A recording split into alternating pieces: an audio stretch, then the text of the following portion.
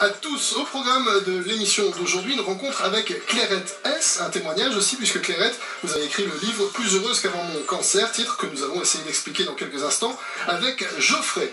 Avec Aurore Pénois, qui est une petite nouvelle dans l'émission, nous allons tenter de comprendre ce qu'est la pole dance, et aussi grâce à Aurélie Delvaux, qui est professeure de pole dance, ça tombe bien. Et puis ensuite, on chantera deux jolies chansons, des chansons pour enfants, avec Olivier, qui justement, chanteur pour enfants, ça tombe bien aussi. C'est parti, c'est service compris.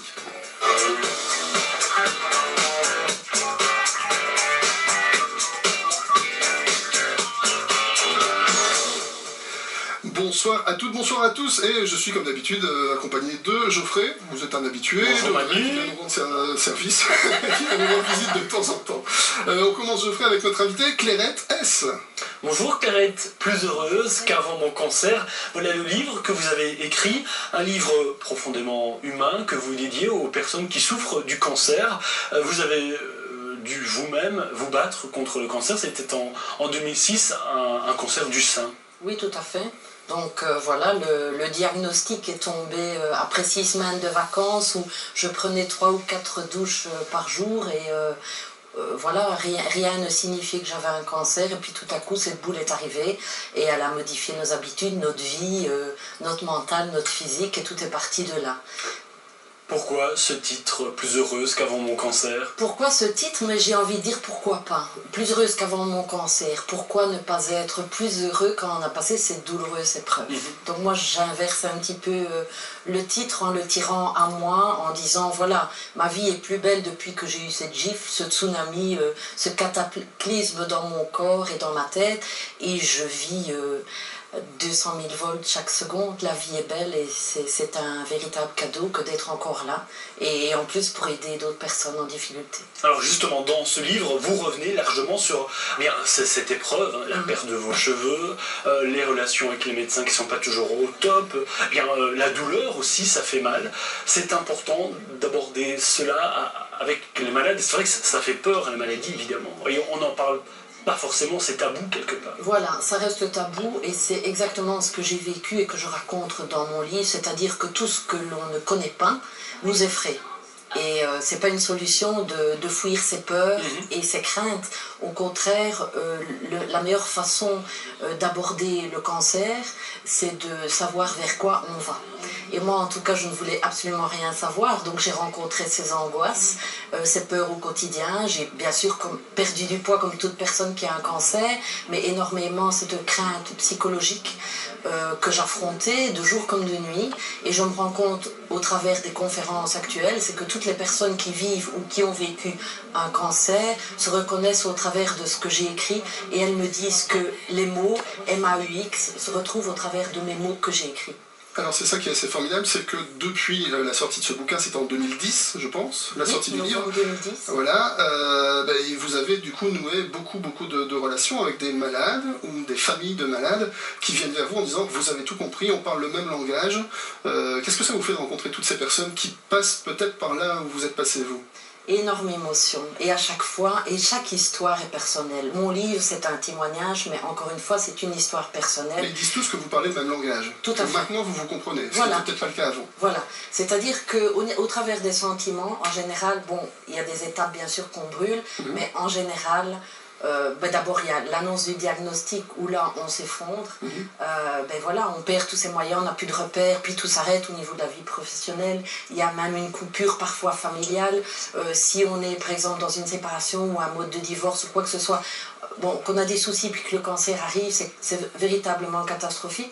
Donc il y a cet abattement, et puis on n'a pas le choix parce que les rendez-vous des traitements sont officialisés, donc on doit suivre les traitements. On devient un peu comme un robot. Bon voilà, vous êtes en chimiothérapie, on va vous faire un scanner de ceci, et voilà, on est parti, et on reste toujours dans cette bulle du diagnostic malgré que les traitements continuent.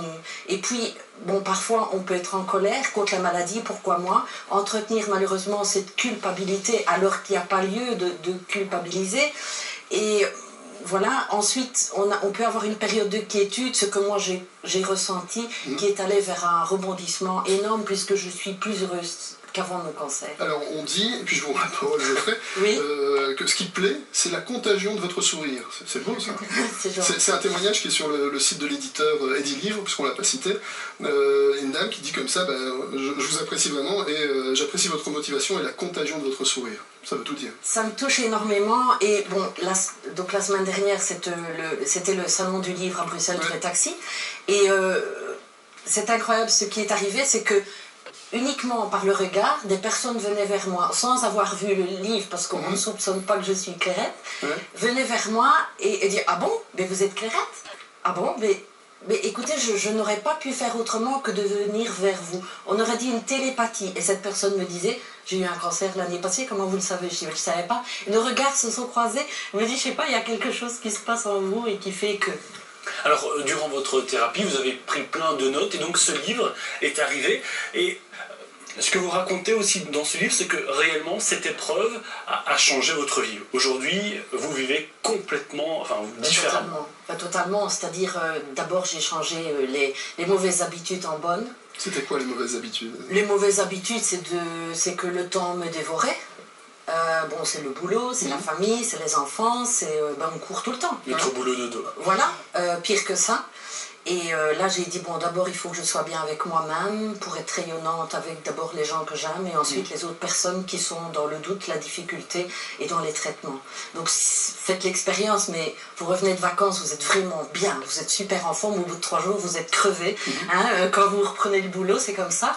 Et c'est pareil, si vous êtes bien avec vous-même, automatiquement vous êtes efficace pour apporter des bons conseils. Et encore une fois, je suis pédicure médicale de formation, mais je ne suis ni infirmière ni médecin. Et j'oriente justement tous les patients vers les associations, vers un psychiatre, pourquoi pas un psychologue, les cliniques. Il y a assez de gens pour accueillir tous ces questionnements? À l'heure actuelle, oui.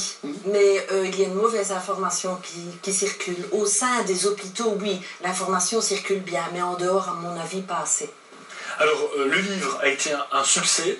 Vous avez été amené à voyager, à tenir des conférences, des passages médias également. Et vous êtes de Frameries, vous êtes de chez nous, je ne l'ai pas dit. Vous avez été à Spa, à Paris. Et aujourd'hui encore, vous tenez des conférences avec des malades, avec des personnes. Qu'est-ce qui se passe lors de ces conférences? Oui, c'est-à-dire, parfois, les cliniques du sein, par exemple, organisent une conférence.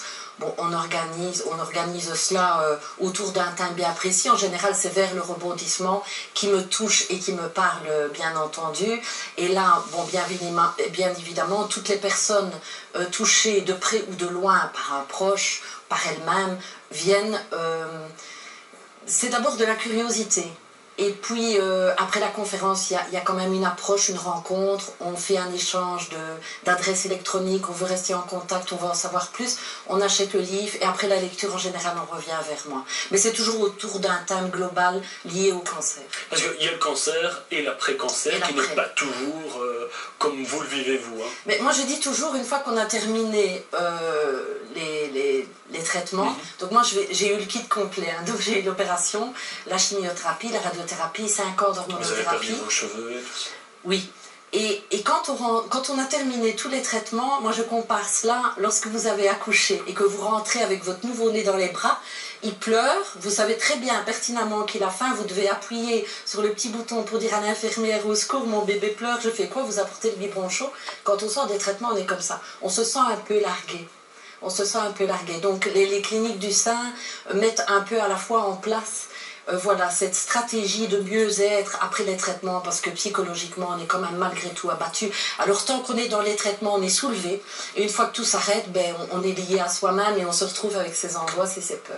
Plus heureuse qu'avant, mon cancer, édité chez Edilivre, 17 € sur le site edilivre.com, et puis à Mons, à la librairie Scientia au passage du centre. J'en profite, Manu, pour vous expliquer cette grande opération, le relais pour la vie. Vous y participerez également, Clairette, le 31 mai, le 1er juin, 24 heures de solidarité au profit de la lutte contre le cancer. On peut parrainer tous les participants à ce relais pour la vie. Toutes les infos sur relaispourlavie.be.